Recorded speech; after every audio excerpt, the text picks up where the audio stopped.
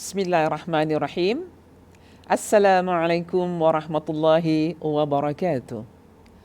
Alhamdulillah, Alhamdulillah, Alhamdulillahi Rabbil Alamin. Assalatu wassalamu ala Sayyidina Muhammadin wa ala alihi wa ashabihi ajmain.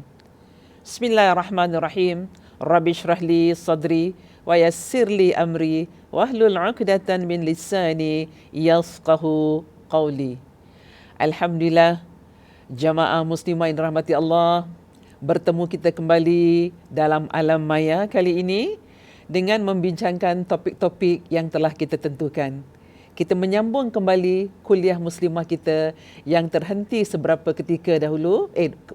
ketika kerana memberi laluan kepada bulan Ramadan dan juga Syawal.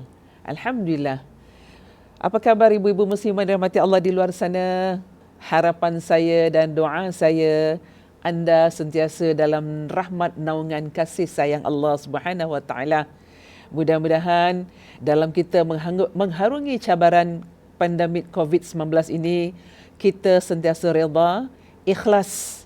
Sebagaimana Allah berkata, tidak beriman seseorang itu kalau tidak diuji dengan ujian-ujian yang penuh dengan cabaran.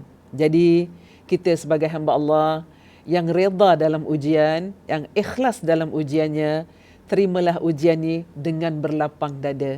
Tidak perlu kita pertikai-tikaikan lagi. Alhamdulillah, hari ini kuliah kita bersambung kembali dengan topik atau tajuk ibadah yang sangat dituntut di dalam bulan Syawal. Hari ini bertepatan dengan 9 hari bulan 6 bulan Jun 2021 bersamaan dengan 28 Syawal 1442 Hijriah. Jamaah muslimah yang dirahmati Allah, telah berlalu Syawal kita. Masih kita terkenang lagi Ramadan. Hari ini kalau dikatakan tadi sudah masuk 28 Syawal, menandakan Syawal akan melabuhkan tirainya, meninggalkan kita sebagaimana Ramadan meninggalkan kita dalam kesedihan, dalam kerinduan, dalam kesyahduan. Adakah Ramadan tahun ini akan kita bertemu lagi pada Ramadan tahun depan? Itu doa kita dan harapan kita. Mudah-mudahan Allah panjangkan usia kita, kita dapat bertemu lagi dengan Ramadan dan Syawal di pada tahun hadapan. Baik, jamaah muslimah yang dirahmati Allah, kesempurnaan ibadah seseorang Islam bukan sekadar terletak kepada amalan-amalan fardu yang diwajibkan oleh Allah Subhanahu Wa Taala. Malah ia ditampung oleh amalan-amalan sunnah di dalam memperindahkan lagi mutu ibadah yang dilakukan. Justru itu, sebagai umat Islam yang sentiasa berkeinginan untuk menyempurnakan ibadah kepada Allah Subhanahu Wa Taala, maka pada bulan Syawal yang mulia ini kita dituntut melakukan beberapa perkara.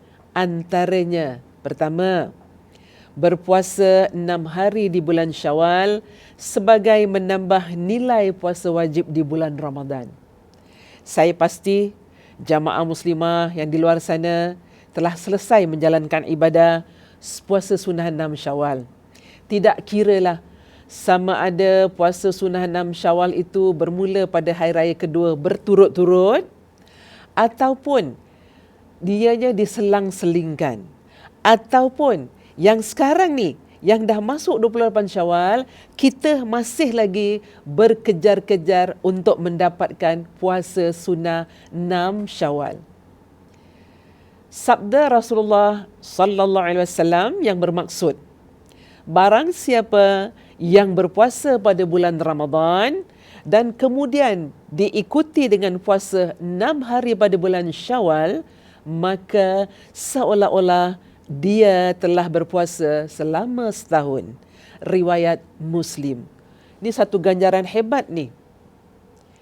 Kalau dulu orang katakan puasa sunnah 6 Syawal ni hanya untuk orang tua-tua yang dah habis putus haidnya, yang dah habis menopausnya. Tapi sekarang kita digalakkan, kita dituntut. Mari kita merebut. Lagi beberapa hari lagi tersisa bulan Syawal, kita mengambil kesempatan. Ganjarannya hebat, Bu. Barang siapa berpuasa pada bulan Ramadan dan kemudian diikuti dengan puasa sunnah puasa 6 hari dalam bulan Syawal, maka seolah-olah dia telah berpuasa selama setahun. Seolah-olah. Allah menjanjikan, seolah-olah ni ibarat satu manifestasi yang kita akan menuju ke tempatnya. Janji-janji Allah amat benar. Kalau Allah janjikan orang yang berpuasa sunnah 6 hari dalam bulan Syawal, ganjarannya seperti sama orang berpuasa selama setahun. Tak nak ke kita kejar pahala ni? Yang hanya 6 hari kita lakukan, berturut-turut ataukah berselang-selang atau bagaimana, tapi kita masih dapat lagi berpuasa 6 Syawal, maka ganjarannya hebat seperti orang berpuasa selama 1 tahun. Inilah rahmat Allah kepada hamba-Nya. Allah tak pernah lokek pada hamba-Nya. Tapi kadang-kadang kita sebagai hamba yang rasa ada sedikit lokek kita pada Allah untuk mengungkapkan syukur kita pada Allah. Baik, jamaah muslim yang dirahmati Allah. Ibadah di bulan Syawal. Imam At-Tabrani pula ada menyatakan di dalam sunnah hadisnya yang berkaitan dengan fadilah puasa 6 Syawal, yang maksudnya sesiapa yang berpuasa Ramadan dan diikuti kemudiannya puasa 6 hari dalam bulan Syawal, keluarlah dari dirinya segala dosa seperti hari dia dilahirkan oleh ibunya. Ni lagi, Bu, pahala yang paling besar. Sedangkan kita telah menjadi seorang ibu, kita telah melahirkan anak kita telah nampak anak kita dilahirkan tanpa dosa, tanpa noda. Begitulah sucinya Imam At-Tabrani mengibaratkan barang siapa dapat berpuasa sunnah 6 hari dalam bulan Syawal, seolah-olah dirinya terlepas dari segala dosa, bagaikan bayi yang baru dilahirkan. Masya Allah, Bu. Kita kalau tengok anak kecil, kita suka cium kat bibirnya, kita suka cium kat tengkuknya, kita suka cium dekat dahinya. Bersih, suci. Itulah ibarat orang yang berpuasa. Kelebihan ataupun pahala yang dapat diraih oleh orang-orang yang dalam berpuasa dalam bulan Syawal. Namun, di dalam kita melaksanakan puasa Syawal kita, puasa sunnah Syawal kita, terdapat beberapa soalan tentang pelaksanaan puasa 6 Syawal ini. Adakah terus dilaksanakan selepas hari raya pertama dan dibuat secara berturut-turut, atau boleh dilakukan pada bila-bila masa sepanjang Syawal, sama ada secara berturut-turut atau sebaliknya. Berdasarkan kepada pendapat di dalam mazhab Imam Syafi'i, menyebutkan bahawa lebih afdal di dalam melaksanakannya ialah sejurus selepas hari raya pertama dan dilakukan 6 hari berturut-turut. Ini jika kita mampu, jika kita boleh.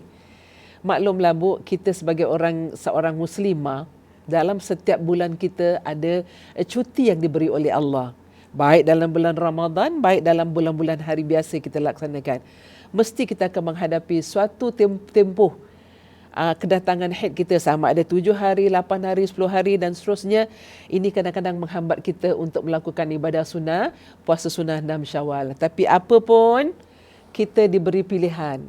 Kalau tak boleh berturut-turut, bolehlah kita melakukan secara berselang-seling ataupun kita usahakan dapat lakukan selagi bulan Syawal belum berakhir. InsyaAllah, saya yakin jamaah muslimah kita di luar sana hebat dalam melakukan ibadah pada Allah. Baik, antara hikmah disyariatkan puasa 6 hari di bulan Syawal sebagai satu latihan kepada kita bahawa amal ibadah itu bukan terletak pada bulan-bulan tertentu seperti bulan Ramadan. Bahkan amalan itu perlu konsisten untuk sepanjang kehidupan manusia. Ia juga sebagai satu cabaran kepada orang-orang Islam supaya tidak menjadikan Syawal itu bulan kegembiraan semata-mata, Dan jika puasa itu dilakukan seawal mungkin di permulaan Syawal. Jadi kadang-kadang kita ni Bu, bila dah masuk bulan Syawal, amalan kita ni nak singkap sedikit. Kalau bulan Ramadan kita sepanjang fasa kita duduk di rumah, dapat bertarawih walaupun sebentar di masjid. Waktu fizikal tu dapat dibuka dalam masa 3 minggu. Masuk nak minggu keempat menjelang Hari Raya, kita terputus lagi rangkaian kita. Maka tak diperbolehkan untuk kita solat tarawih di masjid. Kita lakukan di rumah. Seperti yang kita lakukan pada tahun 2020. Sepanjang kita melakukan di rumah, di masjid, konsisten kita, ibadah kita, Masya Allah, meningkat tinggi. Kalau saya kasih grafik, dia naik, zoom naik tinggi. Tapi kadang-kadang alangkah ruginya, alangkah sedihnya. Apabila datang bulan Syawal, kegembiraan dah datang, menikmati juada, amalan kita yang sepanjang bulan Ramadan, kita kendur terus turun. Turun kalau kita kasih grafik, down ke bawah. Kalau boleh Bu, sepanjang bulan Syawal, bulan Zulqaidah, kita akan masuk insya-Allah bulan Zulqaidah. Lepas tu kita akan masuk bulan Zulhijjah yang dinanti-nantikan. Syiar kita, syiar ibadah kurban. Dan kita akan masuk bulan nanti insya-Allah pada bulan Muharram, kalender baru. Konsisten kita dalam beribadah, kata Allah, kata Rasulullah, kalau boleh dapat daripada Ramadan terus istiqamah sepanjang hayat kita dalam melakukan ibadah kepada Allah. Ini akan menjadikan seseorang manusia itu benar-benar ingin menyahut seruan dari Allah untuk terus beribadah secara istiqamah dan berpanjangan. Jadi kita jangan kendurkan. Kalau dalam bulan Ramadan kita rancak membaca tadarus Quran hingga kita khatam. Dalam bulan Zulhijjah, dalam bulan Syawal ni pula kita dah start memilih-milih kita punya bacaan Quran kita. Dah mula kita agak malas. Kita lepaskan satu hari. Kalau bulan Ramadan, hari-hari kita boleh baca, ada masa. Tapi dalam bulan-bulan berikutnya, kita dah start kendurkan bacaan kita. Kalau boleh jangan Bu. Kerana Quran ini adalah panduan hidup kita yang akan membawa kita ke arah kebaikan. Jadi teruskanlah. Kalau ibadah dalam bulan Ramadan, kita boleh istiqamah kita membaca tadarus Quran. Begitulah dalam bulan-bulan berikutnya, kita sentiasa dalam pemeliharaan Allah, iaitu bertadarus setiap hari jika kita mampu, tak disibukkan dengan perkara-perkara yang lain. Baik. Jamaah muslimah dirahmati Allah, satu lagi amalan terpuji di bulan Syawal yang menjadi budaya besar-besaran umat Islam di negara ini dan ketika sambutan Aidilfitri ialah amalan ziarah atau mengunjung satu sama lain. Amalan ini memberikan manfaat yang amat besar dan faedah yang berguna dalam konteks persaudaraan dan perpaduan ummah. Amalan ziarah ini membolehkan yang jauh menjadi dekat, yang renggang menjadi rapat, yang bersengketa menjadi damai, yang susah menjadi mudah dan sebagainya. Dan amalan ziarah ini juga boleh menjadikan yang hitam menjadi putih, yang keruh dijernihkan, yang dekat dieratkan. Tetapi sedih kita dapat berita pada hari raya keempat, saya rasa pada hari Minggu hari raya keempat, pengumuman dah keluar, peraturan keluar, daripada 8 turun kepada 5 orang, daripada 5 orang menjadi 2 orang berkunjung ke rumah dalam masa 1 hari. Tapi tak mengapa. Kita sebagai orang Islam, apabila pemerintah telah mengeluarkan pengumuman, sama ada 8 orang ke, 5 orang ke, 2 orang ke, kita sebagai rakyat Singapura dan orang yang beriman tetap menjaga SOP kita dan jarak keselamatan kita. Alhamdulillah, saya cukup bangga dengan masyarakat Singapura yang mengambil inisiatif dengan sendirinya. Sebab pengalaman 2020 membawa kita membuka mata kita, membuka minda kita. Adakah kita untuk duduk di takut yang lama? Tidak. Kita ingin perubahan berlaku secepat mungkin. Tapi kalau ini yang berlaku di negara kita, maka kita kena ambil satu keputusan untuk menyelamatkan semua. Sayangilah semua. Jadi saya akur. Kerana terhalang, tersekat ziarah kita ke rumah saudara mara. Hanya dibolehkan 2 orang dalam 1 hari berkunjung. Ini juga satu pendekatan yang baik untuk kita masyarakat Islam Singapura. Kerana dengan kita mencegah, dengan kita mengambil inisiatif seperti ini, kita dapat mengekang penularan wabak yang sekarang semakin peningkatannya semakin tinggi. Kalau kita tengok negara jiran kita, negara sahabat kita, kita amat kesian. Semakin setiap hari bukan semakin mengurang, jumlah kematian, jumlah yang sakit semakin meninggi. Ini mencecah satu rekod yang amat membimbangkan kita sebagai negara jiran kita yang sebelah sini. Jadi alhamdulillah, kita jangan bersedih jamaah yang dirahmati Allah. Tak dapat berkunjung walaupun hanya 2 orang dalam rumah tu, tak dapat berkunjung tak apa. Bagi saya, Allah telah memberi kita banyak ilmu sepanjang 2020 dan juga 2021. Ilmu-ilmu yang tak pernah kita fikirkan, benda-benda yang tak pernah kita terlintas untuk berlaku, sekarang berlaku di hadapan kita. Kita rindu dengan mak kita, kita boleh angkat handphone kita. Boleh kita pakai video call. Kita rindu dengan adik-beradik kita dekat London, dekat Amerika, dekat mana lagi? Dekat dunia-dunia Eropah. Kita just ambil saja handphone kita, kita video call dah nampak. Seolah-olah macam kita ni sekarang berhadapan dengan mereka. Tak jauh. Walaupun beribu-ribu kilometer kejauhan mereka dengan kita. Ini satu rahmat Allah yang perlu kita ambil. Kita raih. Jangan lepaskan peluang. Dalam kita nak membayar zakat ketika bulan Ramadan, kita tak boleh nak datang ke masjid secara fizikal membayar. Maka Majlis Agama Islam mendekatkan kita dengan menggunakan segala wadah mesin-mesin yang dekat luar. Dapat kita lakukan dengan baik. Alhamdulillah, pahalanya tetap sama apabila kita bayar zakat fitrah seperti pahala fizikal. Insya-Allah Bu, ini yang saya rasa yang tak terfikirkan berpuluh tahun yang lalu, kini Allah memberi kita satu kemudahan yang semuanya berada di depan mata. Jadi jangan bersedih, jangan kita marah-marah, jangan kita ungkit-ungkit lagi, jangan kita lempar-lemparkan kata-kata yang tidak baiklah. Kenapa hanya 2 orang? Kalau 2 orang datang rumah tak payah hari raya pun tak apa. Ini satu kata-kata yang tidak baguslah diucapkan. Alhamdulillah pemerintah walaupun 2 orang dalam satu hari, kita masih boleh bergerak untuk berjumpa. Maka dengan amalan ziarah akan terbentuklah satu ikatan kasih sayang yang dapat mengeratkan sesama insan. Ini disebabkan asal keturunan manusia berpunca daripada ibu bapa manusia yang sama, iaitu Nabi Adam alaihissalam dan juga Siti Hawa. Masya Allah. Sebab itulah insan mengajak manusia saling kenal mengenal antara satu sama lain, hormat menghormati, saling bekerjasama dan faham memahami sesama insan. Indahnya Islam itu Bu, Masya Allah. Dengan berkunjung dapat mengenal antara satu sama lain. Dengan melakukan kunjungan, walaupun tak melakukan kunjungan, kita dapat mengenal antara satu sama lain. Inilah ukhuwah yang Islam tanamkan dalam kita sebagai hamba Allah di muka bumi ini. Masya Allah. Baik, kita teruskan lagi.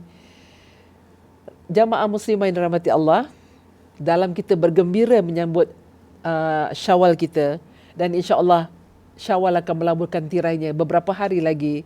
Maka dalam kita bergembira, jaga kesempurnaan ibadat kita. Antara perkara yang sering diabaikan dalam musim perayaan, iaitu menjaga kesempurnaan ibadat. Nabi berkata, ada individu yang tanpa perasan bersalah meninggalkan ibadah wajib, terutama solat, dengan pelbagai alasan tidak munasabah seperti terlalu sibuk menerima undangan jamuan hari raya dan melayani tetamu yang berkunjung ke rumah. Ini ketika sebelum COVID lah Bu. Kita mengimbas kembali. Kita throwback balik. Lepas-lepas yang 2018, 2017, 2015, kita memang orang katakan enjoy lah. Gembiralah ketika itu kerana tak rasa perkara COVID ni akan datang pada bermula 2019. ketika kita berziarah kepada rumah-rumah jiran kita, rumah sahabat handai kita, rumah saudara mara kita, kita kadang-kadang lupa. Kita lupa adab-adab kita dan kadang-kadang terabai solat fardu kita. Kita melalaikan kerana terlalu sibuk dengan menziarah hari raya. Ulama ada menyebutkan, jadilah kamu sebagai hamba Tuhan, bukannya hamba Ramadan. Iaitu apabila tiba bulan puasa, semua menjadi alim dan warak. Tetapi selepas keluar daripada bulan mulia itu, ibadah kita mula tak tentu hala. Ini ulama yang berkata, cantik susunan katanya, jadilah kamu menjadi apa? Jadilah kamu sebagai hamba Tuhan, tapi bukan hamba Ramadan. Dalam Ramadan kita berusaha nak dapatkan berbagai-bagai pahala. Daripada 1 Ramadan sampai ke 10, apa pahalanya? Daripada 11 Ramadan sampai 20 Ramadan, apa pahalanya? Daripada 21 Ramadan sampai penutup 10 malam terakhir, kita kejar, kita rebut. Nakkan pahala itu kerana bulan Ramadan paling istimewa bagi kita. Tapi bila datang bulan-bulan lain, kenapa bu? Ibadah kita terus kendor. Dia macam nyanyi lagu nyanyi. Ada, tak ada, tak ada. Ada, tak ada, ada, tak ada. Masya Allah bu. Kalaulah dapat kita jaga kesempurnaan ibadah kita, maka Allah tidak segan-segan untuk menjaga kita. Kalau kita jaga Allah dengan baik, terutama dalam ibadat, Allah akan jaga kita dengan sesempurna-sempurnanya. Tapi kalau kita lalai dalam ibadah kita kepada Allah, maka jangan kita mengundang kemurkaan Allah yang kita lalai dalam ibadahnya kepada kita. Jangan sampai Allah murka kepada kita. Baik, kita teruskan. Jika sepanjang Ramadan, masa untuk beribadah, termasuk membaca Al-Quran, solat sunnah dan qiyamul lail boleh diperuntukkan, mengapa tidak diteruskan pada bulan Syawal dan bulan-bulan lainnya? Itu soalan kita. Baik, teruskanlah bersedekah. Kalau dalam bulan Ramadan kita mencari tempat-tempat untuk kita laburkan kita punya keuangan, laburkan kita punya harta yang kita sayang untuk bersedekah. Menginfakkanlah harta kepada yang memerlukan dan melazimi solat sunnah, barulah boleh dikatakan beroleh kemenangan hakiki. Sekaligus contoh yang baik untuk diteladani dalam ahli keluarga serta masyarakat sekeliling. Bila kita dah habis Ramadan, kita menyambut 1 Syawal, itu merupakan hari kemenangan bagi orang-orang yang betul-betul la'allakum tattaqun, yang berpuasa segala anggotanya kerana Allah SWT. Itu hari kemenangan bagi orang yang berpuasa.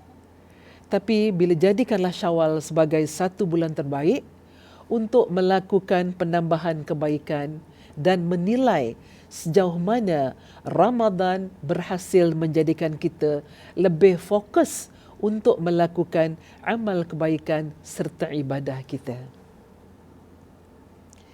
Pegang sifat istiqamah. Kalau kata ulama, jika kita boleh buat semua, jangan pula meninggalkan semuanya. Paling tidak, peganglah sifat istiqamah, walaupun bagi pandangan manusia lain mungkin ia dianggap remeh. Ini kata ulama lagi bu, jika kamu boleh buat semua, jangan pula tinggalkan semuanya. Paling tidak kita ambil balik untuk kita istiqamah. Contoh yang paling mudah, kita membaca Quran. Solat sunnah, paling mudah. Dan juga solat-solat sunnah. Bila habis bulan Syawal, kita dah gunakan, dah laksanakan puasa sunnah dalam bulan Syawal. Kita boleh ambil dalam bulan Zulhijjah, bulan Zulqaidah nanti, puasa Senin Khamis. Kita boleh teruskan. Itu juga satu amalan yang istiqamah kita lakukan. Kita cuba. Kalau dalam bulan Ramadan 1 bulan penuh kita boleh puasa, tapi dalam bulan-bulan lain kita abaikan, maka kita istiqamah, kita mulakan balik. Kita mengambil, jangan yang berat-berat, ambil ringan dulu. Ambil kalau tak boleh berpanjangan, ambil Isnin Khamis. Puasa setiap Isnin Khamis.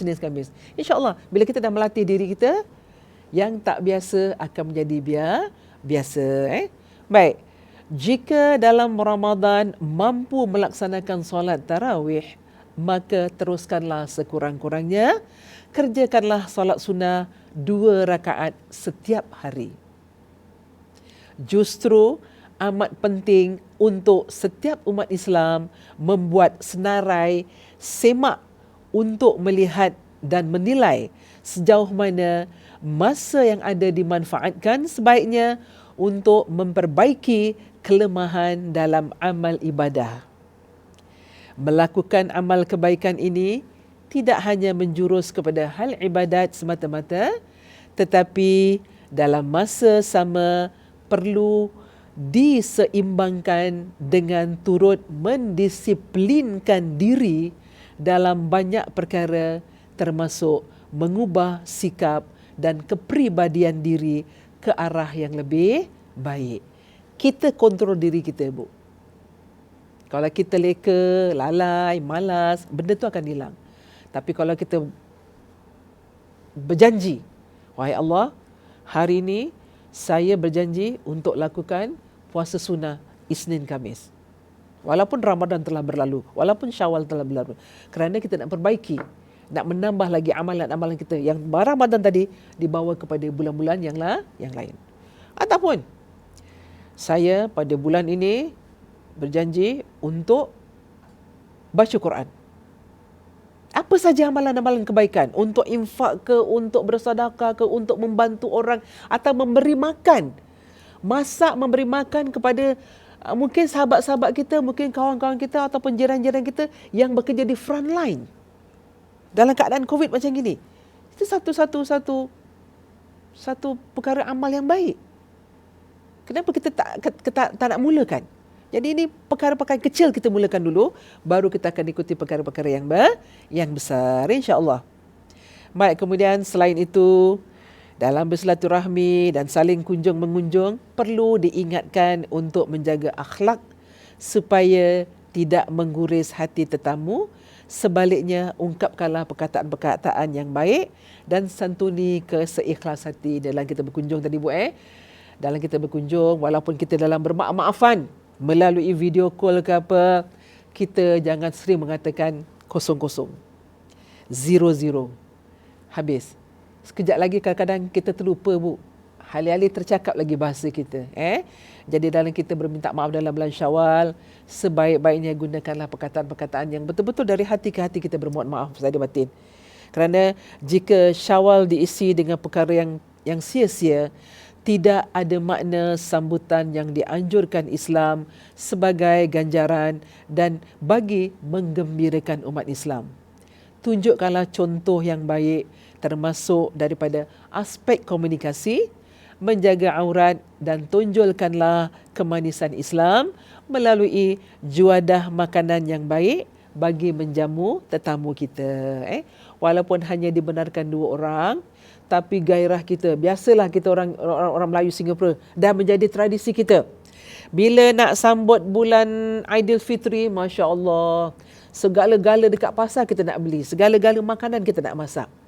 Tapi bila kita masak, kita menjamu anak-anak cucu kita datang, walaupun hanya 2 orang, jamulah dengan makanan-makanan yang baik. Kerana makanan yang baik itu akan membawa hasil yang baik dalam diri yang memakan. Dan yang memberi pula, yang menjamu tadi tu akan mendapat keberkatannya kerana menjamu tetamu makanan yang baik di pagi Aidilfitri. Firman Allah SWT dalam surah Al-Hujurat ayat 10 yang bermaksud, sesungguhnya orang yang beriman itu bersaudara, maka damaikanlah di antara 2 saudara kamu itu dan bertakwalah kepada Allah agar kamu beroleh rahmat. Kita ni bersaudara sebenarnya. Bagi menjamin kerukunan amalan ziarah dan bertamu itu dalam keadaan harmoni dan aman damai, maka berdasarkan ayat Al-Quran dan amalan Rasulullah SAW, beberapa peraturan adab yang perlu diberi perhatian oleh umat Islam antaranya. Kadang-kadang kita terlupa dalam kita berziarah ke rumah saudara mara. Pertama, sebagai tetamu mestilah berniat baik ke atas kunjungannya. Yang kedua, jangan dibezakan antara orang kaya dan miskin ketika membuat jemputan. Sebelum COVID kita selalu dapat undangan open house, rumah terbuka. dalam rumah ke, bawah blok ke, ataupun di tempat-tempat sisi ke, di mana-mana tempat lah. Kerana adik-beradik saya ramai ustazah, tak boleh menampung dalam rumah, maka kita bikinlah dekat luar. Itu ketika sebelum COVID. Tapi setelah ini sekarang dalam COVID, kita tidak dibenarkan apa saja perkara-perkara yang boleh merapatkan antara satu sama lain. Jadi, jangan membezakan. Kalau kita masak di rumah pun jangan bezakan. Baik, ketiga, hendaklah jangan ditolak sesuatu undangan hanya semata-mata berpuasa sunat. Sebaliknya, terimalah undangan dan hendaklah berbuka kerana untuk menimbulkan kegembiraan di pihak yang membuat undangan. Ini kalau bikin undangan. Sekarang tak ada undangan lagi. Jadi kita bolehlah berpuasa sunat kat rumah tanpa ada gangguan apa-apa. Yang keempat, hendaklah menolak undangan di mana makanan yang dihidangkan itu terdapat syubhat dan terdapat aktiviti munkar atau orang-orang yang mengundang untuk bersifat fasik, zalim atau suka membesar diri. Ini kita tak ada lagi lah. Dalam musim COVID ni tak dapat undangan mana-mana pun. Baik daripada company, baik daripada pihak-pihak luar. Alhamdulillah. Saya cakap tadi, COVID ini banyak memberi kita satu wadah yang baik, mendekat kita lagi kepada Allah SWT. Baik. Hadis Rasulullah SAW maksudnya, janganlah engkau makan melainkan makanan orang yang bertakwa, dan janganlah pula makan makananmu itu melainkan yang membawa kepada takwa. Hadis riwayat Abu Daud dan At-Tirmidzi. Kelima, semasa berkunjung hendaklah memilih waktu yang sesuai. Janganlah datang rumah mak bapak kita walaupun 2 orang. Mak bapak kita nak berehat juga, jangan datang malam-malam.